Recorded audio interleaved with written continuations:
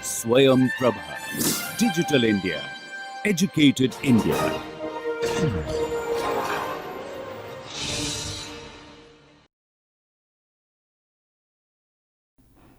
A very good day.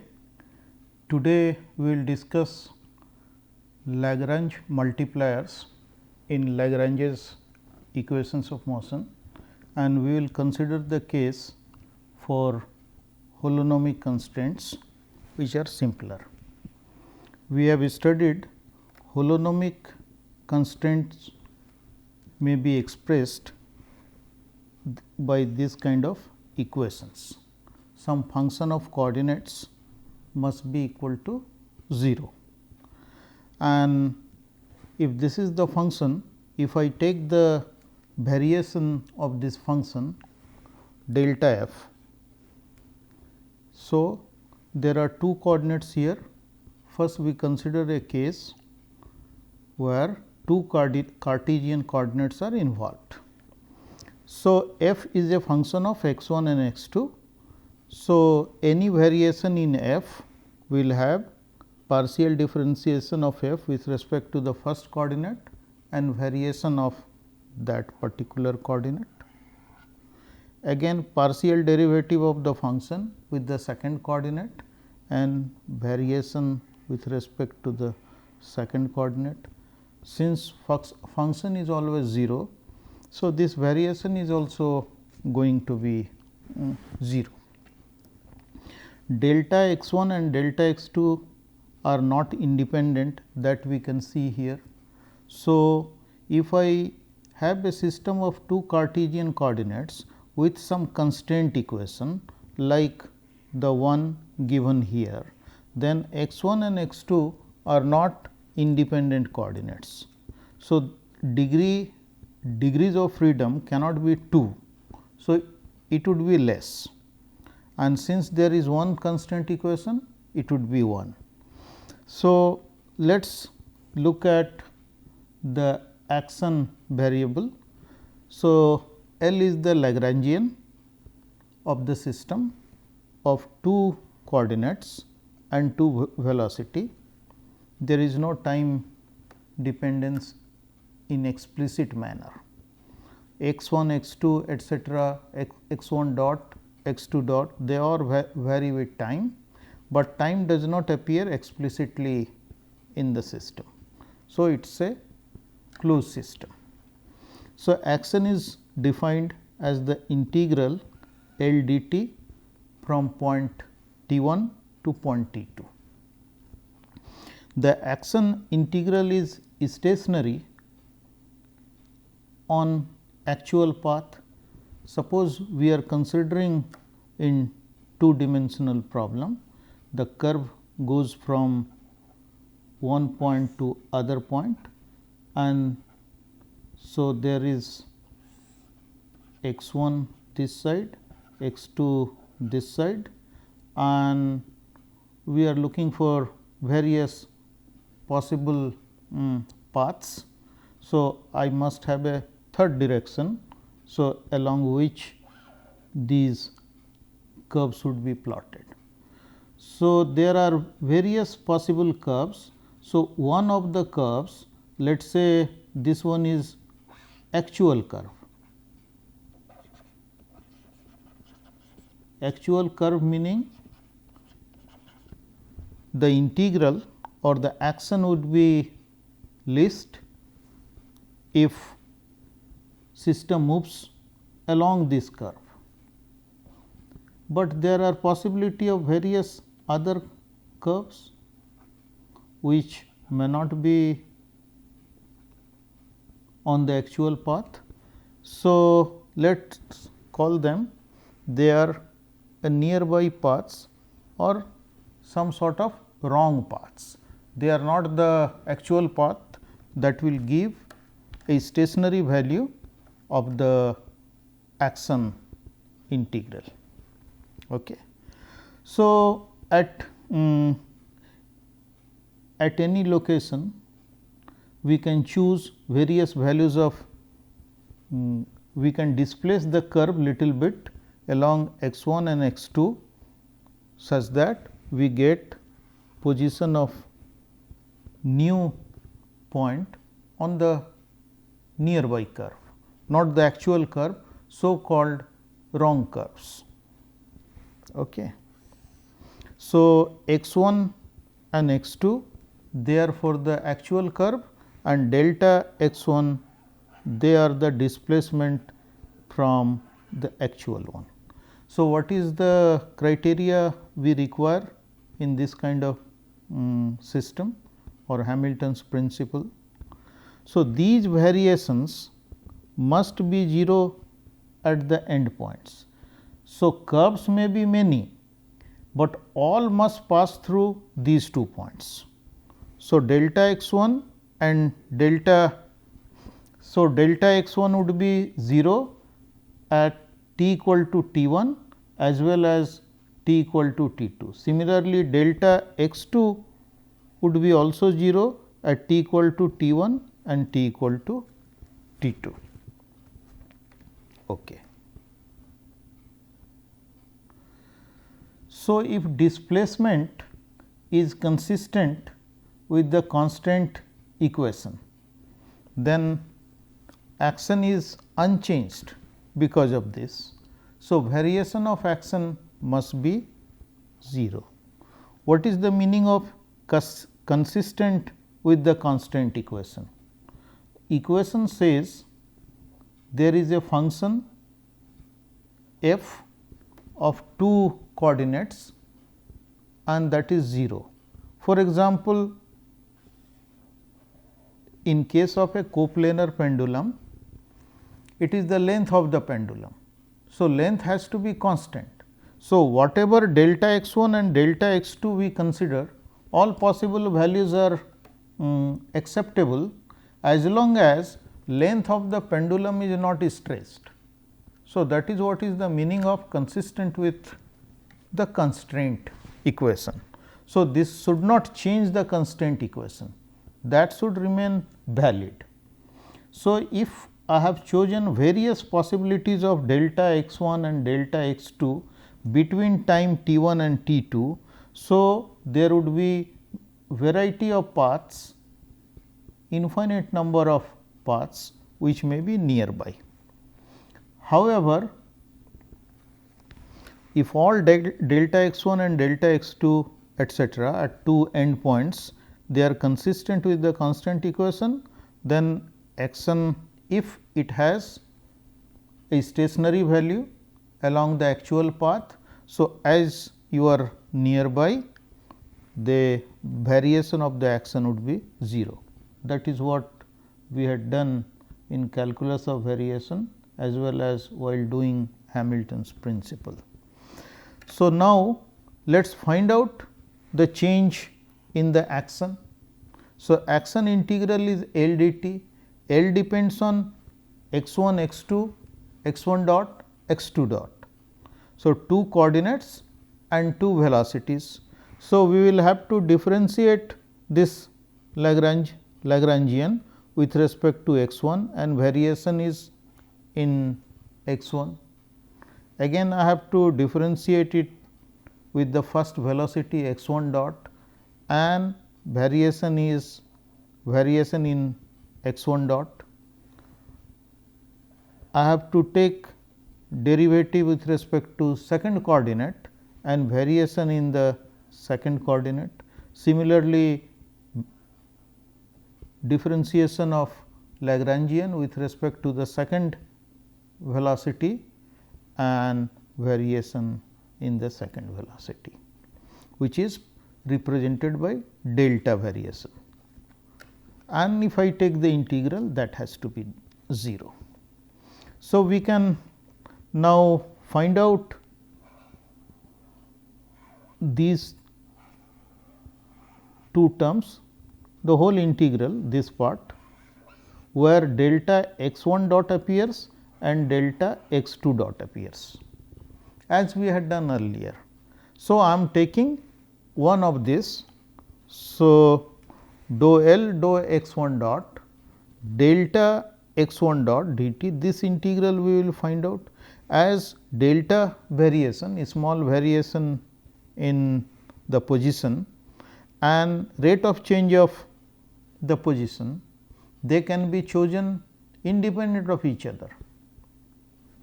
So, they commute. So, d dt and delta they commute. So, I can take d dt outside and inside I have delta x 1. Now, we integrate by parts. So, total differential of delta x 1 after integration, that becomes delta x 1 times this part derivative of delta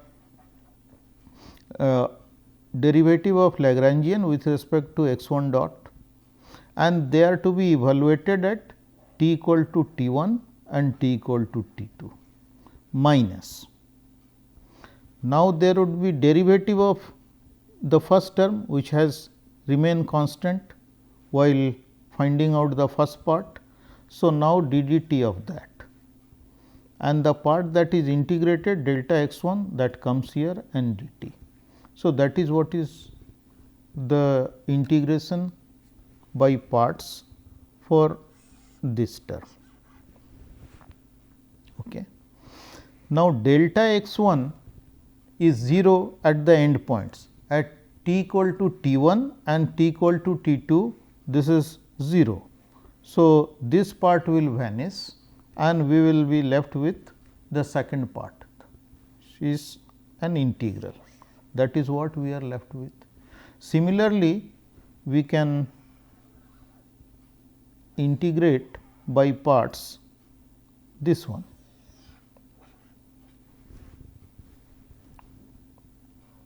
So, here again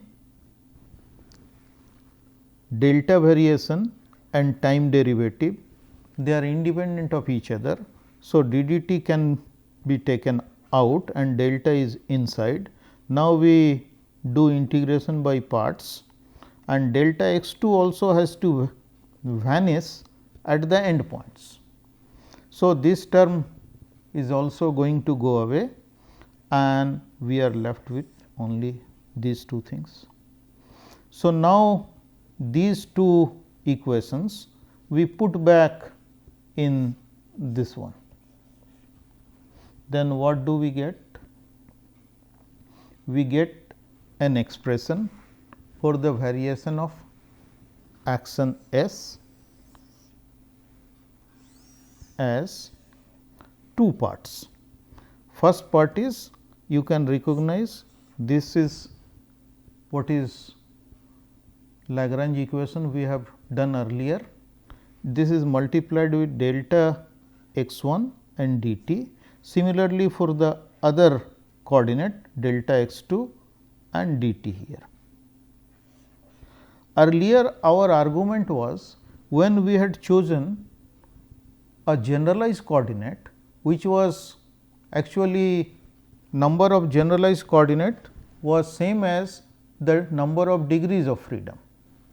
So, these variations delta q 1, delta q 2 for generalized coordinates, they were independent variables and we could vary them independently. So, we had set the coefficient of this equal to 0, because integral has to be 0, then each of them has to be 0. But that argument is no more valid now. Why? Delta x 1 and delta x 2, they are no more independent of each other. Because of the constraint equation, they are connected. You see, if I take my function and we do the derivative. So, delta x 1 and delta x 2, they are not independent of each other, they are connected. So, only one of them is independent. So, number of degree of freedom has gone down by 1. However, we are working in Cartesian coordinates. So, we have to keep two coordinates. Okay. So, if delta x 1 and delta x 2 they are not independent, then I cannot vary them independently. So, I cannot set this part the coefficient of delta x 1 0 and coefficient of delta x 2 0 separately. This is because of the constraint in the system, and we have chosen a coordinate system where constraints are not automatically eliminated. Their role is still important because our choice is Cartesian coordinate. Okay.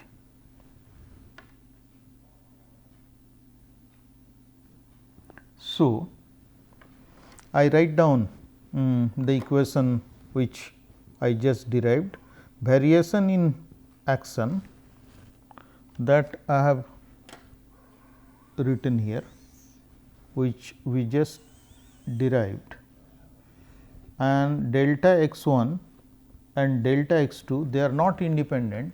So, we cannot take the coefficient of that separately equal to 0. So, let us go back to the constraint. This equation is supplied with a constraint equation, and constant equation also we derived, this was there. So, in this equation what we do?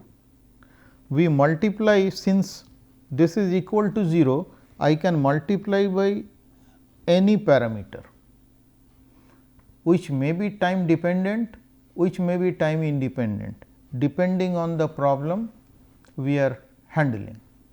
So, in general it could be time dependent also, but many problem it may be independent of time. Since this part is already 0, so it does not matter with what parameter I multiply. These parameters are arbitrarily at the moment, they must be non-zero, otherwise it does not make sense. So, this is some non-zero parameter, I have multiplied this equation.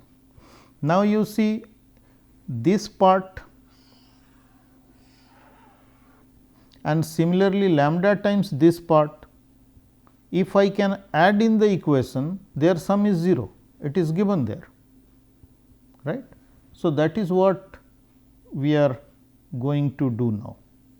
Now, in the equation for the variation in action, I have added this term,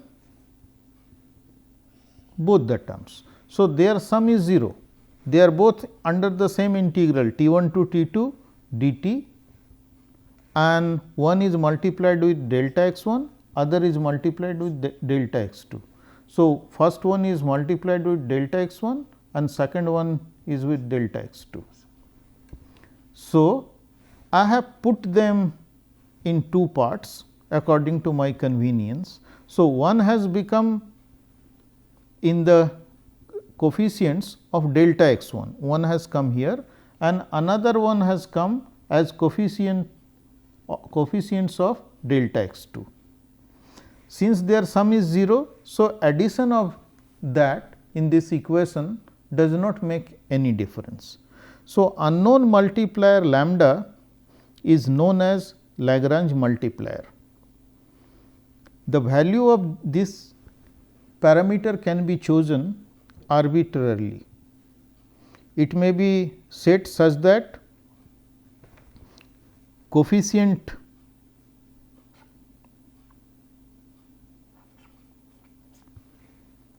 of delta x 1 is 0. Now, this is one arbitrary parameter. So, I can set its value such that this whole thing is 0. Since this is arbitrary parameter, I can choose its value, let us say in any one of the integral. So, let us choose in the first one. Value of lambda I select in such a way this integral, which is the coefficient of delta x 1, becomes 0. Since I have a parameter in my hand, I can set its value positive, negative, any value. Okay. So, by setting lambda, I can force the coefficient of delta x 1 to be 0. So, that is the use of this Lagrange multiplier. So, if I do that, so then the coefficient of delta x 1 can be set equal to 0. So, when it is 0, this lambda has been given some value, which is a suitable value. Here we have added as some arbitrary number, and now we must choose a value, so that this part of the integral, this everything in a square bracket, that becomes 0. We still do not know what its value is, but theoretically we assume it has been given a suitable value such that the coefficient of delta x 1 becomes 0. So, now let us look at equation of motion. So, in standard equation we used to have this term ddt of partial derivative of Lagrangian with respect to velocity x 1 dot, and so that is actually momentum. So, rate of change of momentum, and we had this term partial derivative of Lagrangian with respect to the coordinate, this gives me the force, and now we have additional term. So, how can we interpret this? This is total force, rate of change of momentum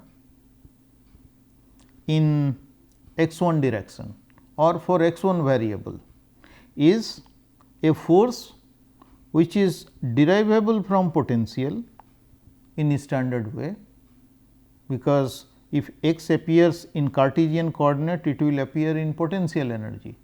If you write in generalized coordinate, then coordinate may appear even in kinetic energy term, the coefficients. And what is this? This is also some force, and this force has to do with the constraint that has been applied on the system. Okay. So, we come to that.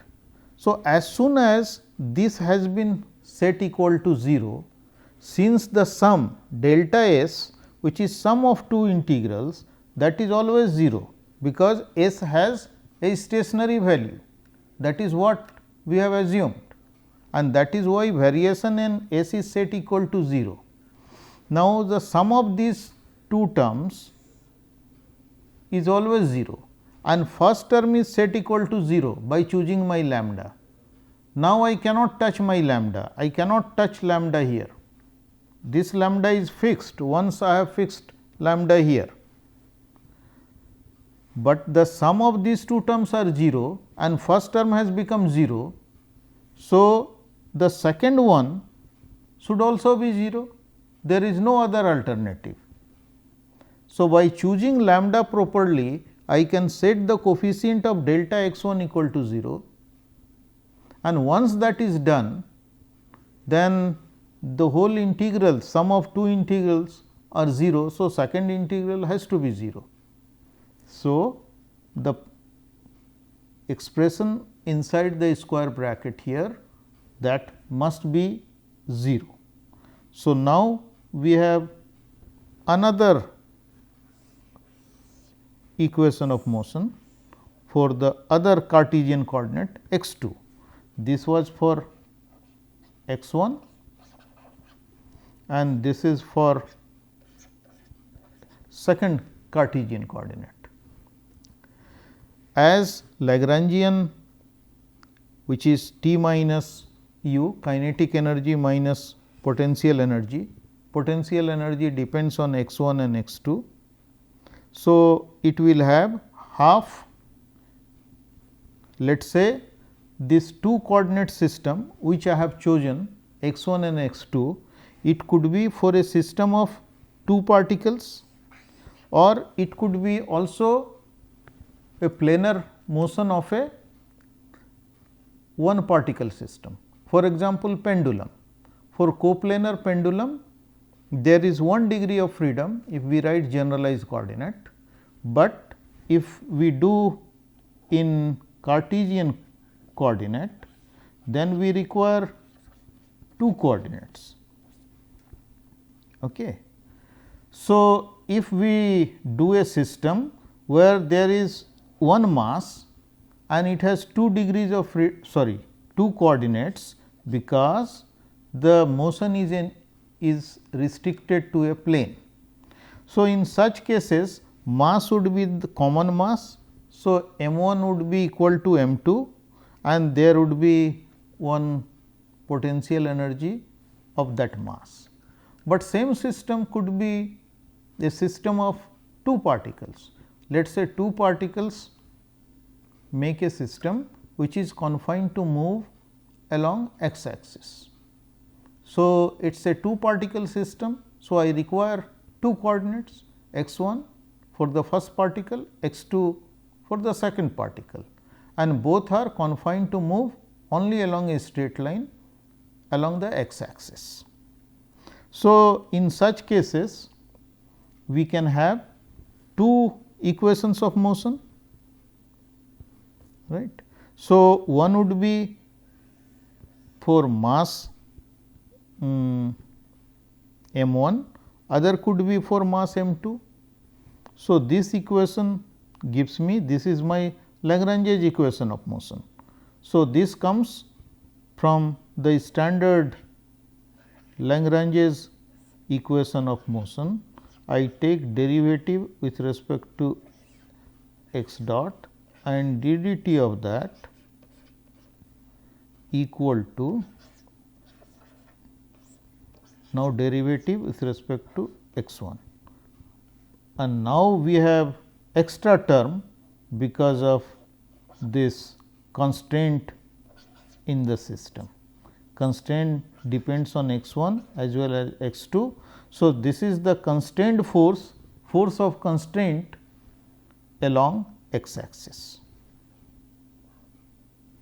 So, this is force of constraint and this is the normal force which is derivable from potential energy, because in Cartesian coordinate only in Cartesian coordinate only potential energy will depend on x and x 2 x 1 and x 2. So, this term is basically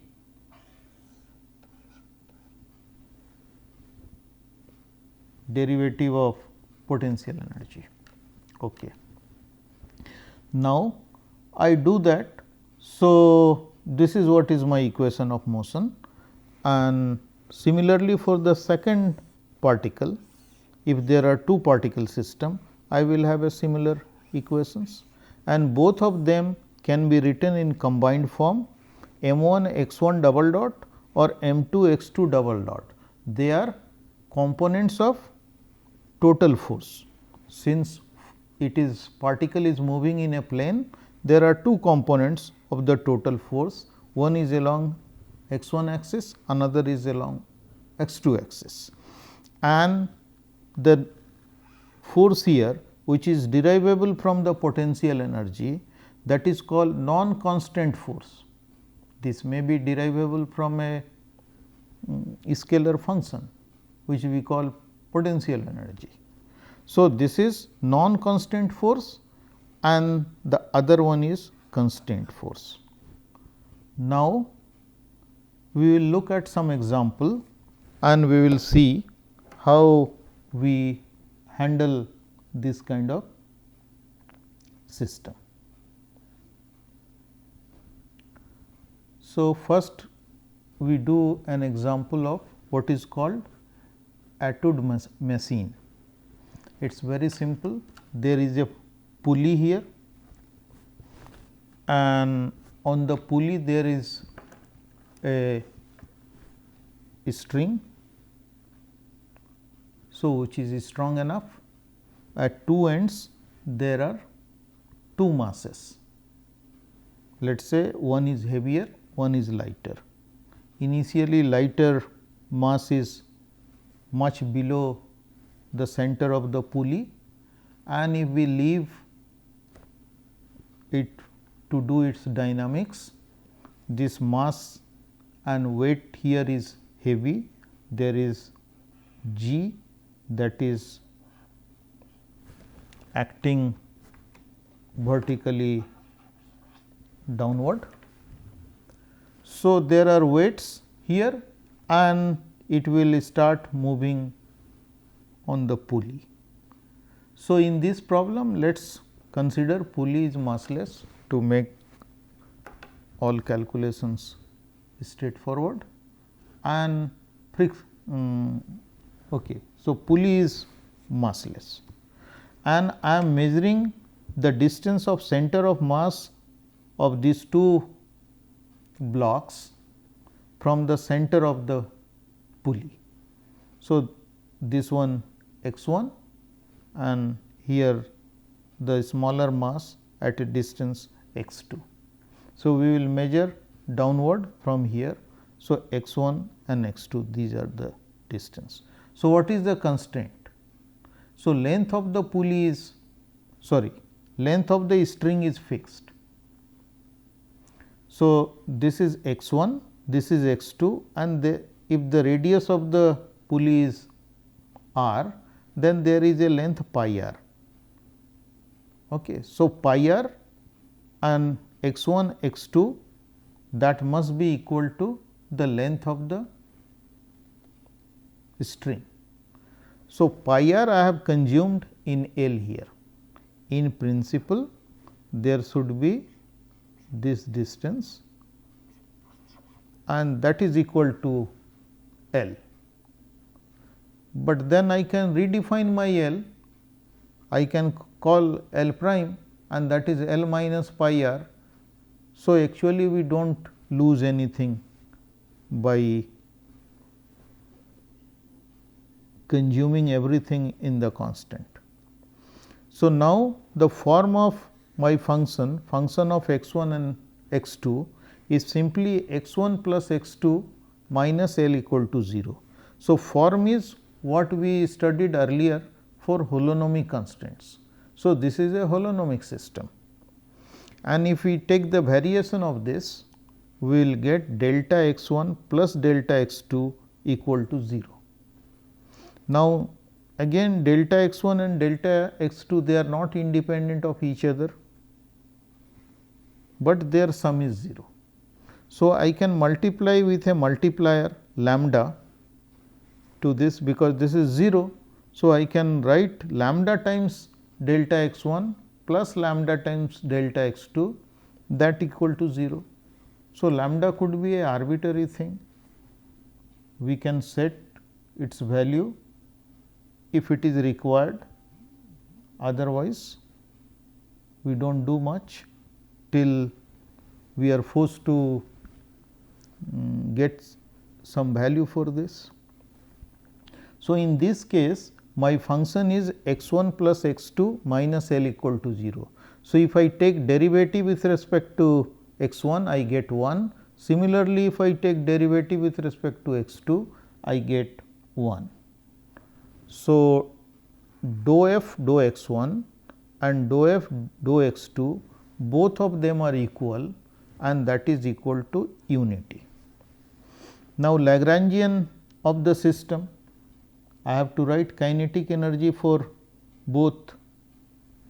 So, for bigger one half m uppercase x 1 dot square, for the lower one half lowercase m the mass of the smaller block and x 2 dot square and then their potential energy. So, that potential energy I am measuring from the center of the pulley. So, potential energy is negative and in Lagrangian I have to take t minus u. So, they have become plus. So, that is what is my kinetic energy minus potential energy. Now, we have to find out Lagrange's equation of motion.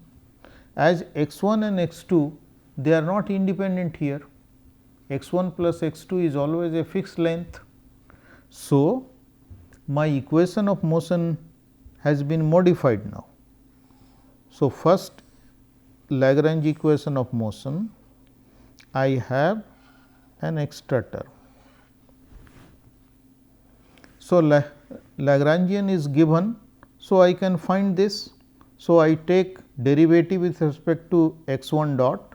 So, I get m x 1 dot and then d d t of that.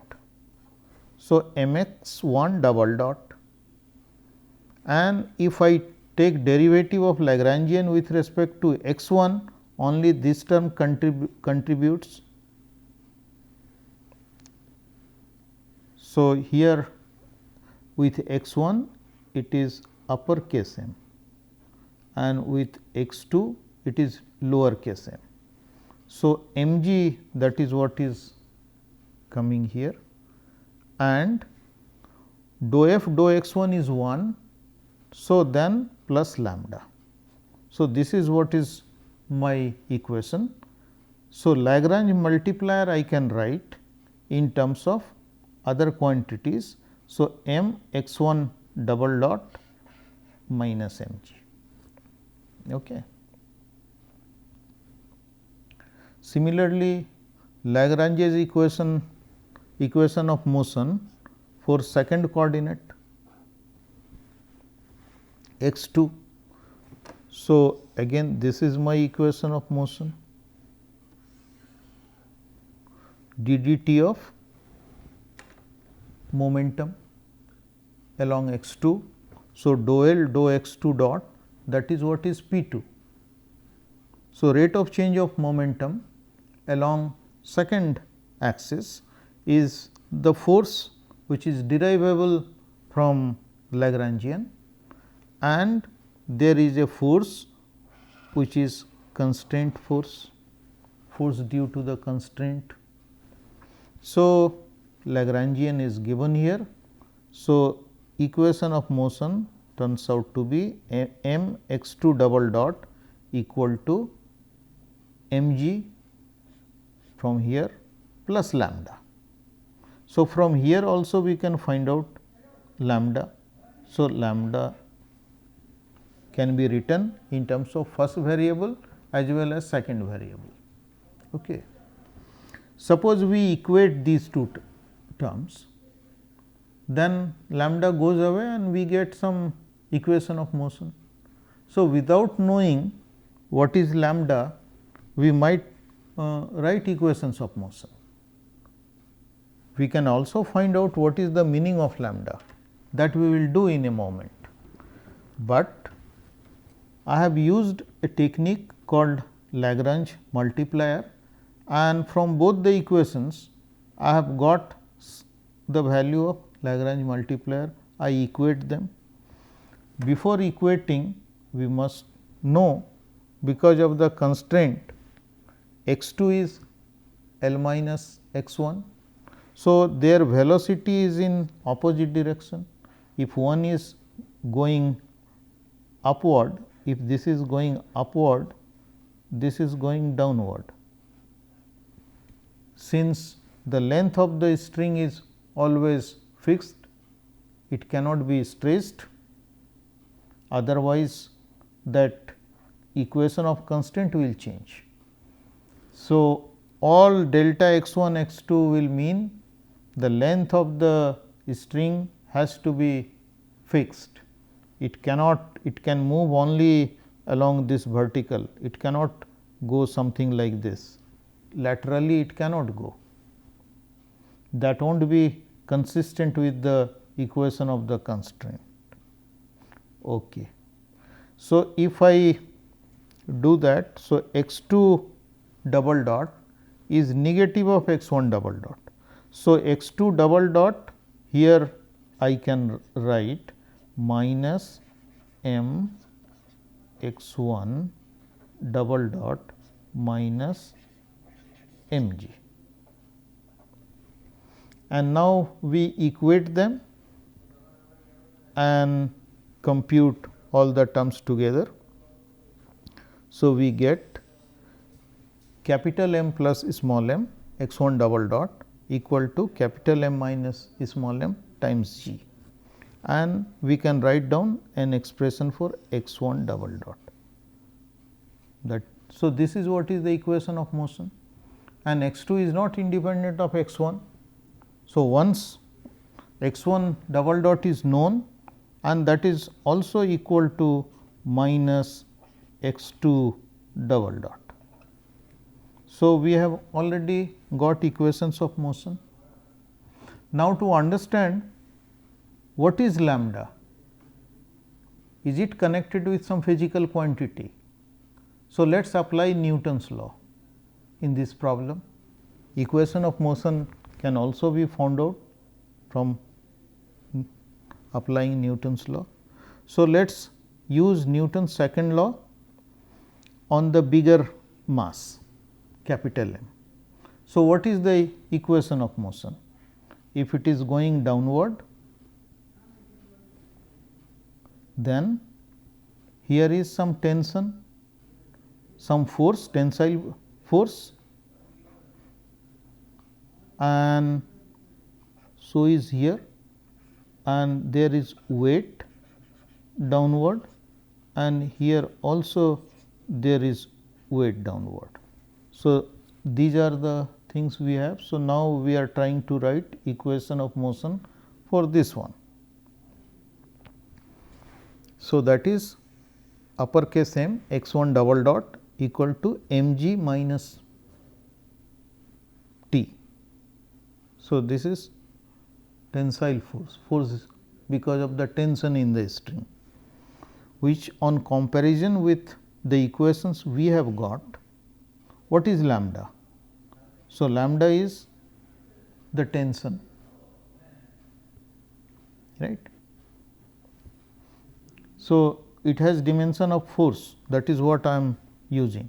If it is force per unit length, then you will have to while equating here you have to be careful, then you have to write m g minus, if T is force per unit length, then you have to multiply with length, string is uniform, but this I am assuming a force.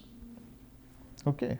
So, that L is not written. So, lambda is negative of tension. So, once lambda is fixed, second equation should automatically satisfy this. So, what is second equation? Second equation is m x 2 double dot is m g plus lambda. Lambda we have found out, minus T, we put it here. So, that is what it would be. When this value is negative, it will go upward. So, in this case this value will come out to be negative, it will go upward. Okay. So, this was an example for etude machine. Let us look at another example which we come across very often, coplanar pendulum. So, here I have plotted a coplanar pendulum. So, it is pendulum is attached to a fixed support at some pivot, and it can do motion in the vertical plane.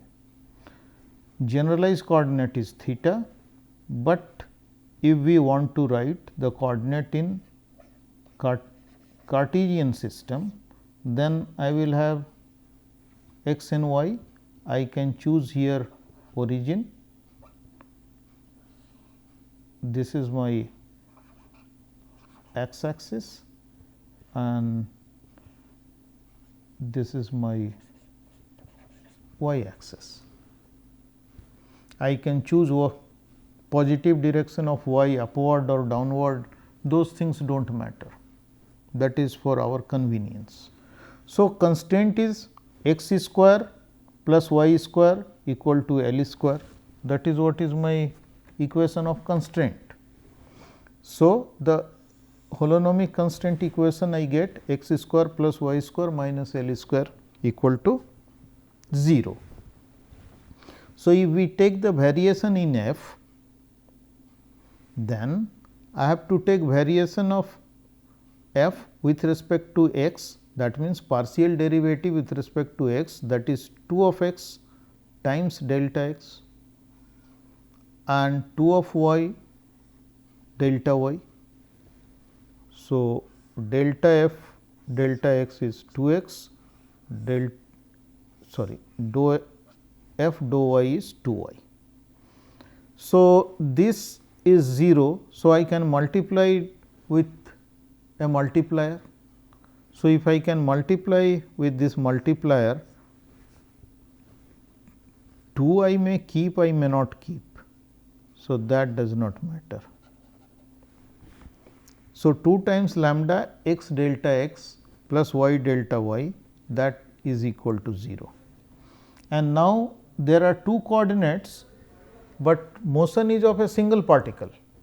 In the Etude machine, there were 2 coordinates x 1 and x 2, but it was motion of 2 different particles. Okay. So, this also has 2 Cartesian coordinate pendulum problem, and Etude machine also had 2 Cartesian coordinates. Here there is one generalized coordinate, and their generalized coordinate was one of the variable x 1 or x 2, because x 2 is fixed as soon as x 1 is taken. L minus x 1 was x 2 in the problem of Etude's machine. So, here this is what is my potential energy. So, now I write down Lagrange's equation of motion. First I write Lagrangian. So, Lagrangian depends on x y, x dot y dot, and this is kinetic energy of the bob, and this is potential energy. This plus sign is there because I am measuring from the point of suspension downward. So, potential energy is negative. So, after it is subtracted, the sign is positive. So, now we have again 2 Lagrange's equation of motion in Cartesian coordinate system, and they are given. This is the extra term because of the constraint, otherwise it is a standard Lagrange's equation of motion.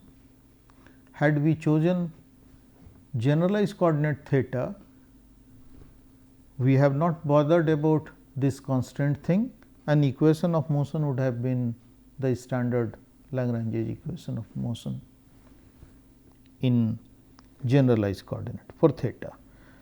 But we decided to do it in Cartesian coordinates because we wanted to see how the constraints affect the analysis. Similarly, for y direction there is another Lagrange's equation of motion, and here again there is a term which is due to constraint. So, the first term is total force acting on that ddt of rate of ddt of p. So, this is rate of change of momentum, and this is the force which is derivable from the potential energy. Okay. And this is the force due to constraint which is not derivable from the potential energy. So, we have to write it separately. So, we have expression for Lagrangian, we know f, we have already seen dou f dou x is 2 x and dou f dou y is 2 y. So, wherever they are coming we will put that. So, left hand side will give m x double dot, and since potential energy depends only on y, so x does not appear. You see, potential energy depends only on y, so x does not appear. So, as we had discussed earlier, since x does not appear, so x is a cyclic coordinate. X does not appear in the expression for Lagrangian. So, x is called cyclic or ignorable coordinates.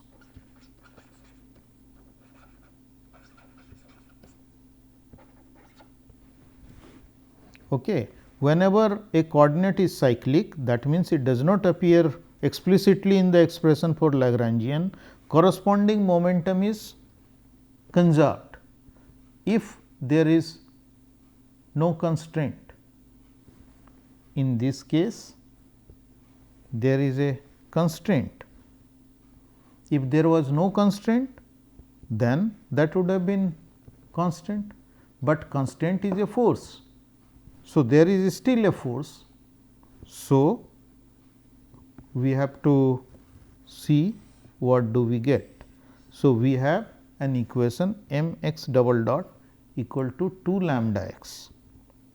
Similarly, for the second one, we have a similar equation and we will get m y double dot equal to m g 2 lambda times y, because 2 y is dou f dou y. So, lambda times partial derivative of constraint function f with respect to y, and here 2 x was partial derivative of constraint function f with respect to x. If we want to know what is the meaning of lambda here, otherwise like in previous problem, we can replace lambda from here and can put it here, and x double dot and y double dot, they would be again connected. So, we can replace one of them and we will get an equation of motion. So, if we want to understand what is the meaning of lambda, then let us apply Newton's law. So, if we apply Newton's law, let us say along x axis, and so this is my force and I want equations in x direction as well as in y direction. So, in y direction, if it is t, it is t cos theta, and difference between these two forces will derive the bob, and along x axis there is no other force, there is one force because it is in circular motion. So, there is a centrifugal force, but tension is taking care of that. So, that will have no effect, but a component of that, which is t sin theta. So, that is in the other direction. So, t sin theta will derive it. Okay. So, from Newton's law, we get in y direction m y double dot is m g minus the force due to tension into cos theta, and m g, what is cos theta? F t is same, cos theta is y by L. This is my theta and this is x, this is y. So, if I take cos of theta base upon hypotenuse, hypotenuse is L. So, cosine theta is y upon L. Okay. So, applying Newton's law, I can get this equation, and this is equal to our equation from Lagrange's equation. We have got m g minus 2 lambda y. So, now we compare these two terms, mg is same. So, 2 lambda is equal to F t by L. So, 2 lambda is F t by L, which is force per unit length. So, that is what generally we use for tension, but generally in such problems several times people write tension also a meaning force, but actually it is force per unit length. So, that is what we have come. Now, we check in second equation whether we have got it correct or not. So, Newton's law tells me F x double dot would be the tensile force sin theta times sin theta. Theta is the angle the pendulum is making with the vertical, and sin theta is x by L. So, this is given 2 lambda x. Now, 2 lambda should be consistent whatever we got here. So, here also we got precisely the same thing. So, the results we obtained here is consistent here. So, constraint equation has been implemented properly. So, that is how constraints work. I have showed you with 2 examples. Thanks a lot.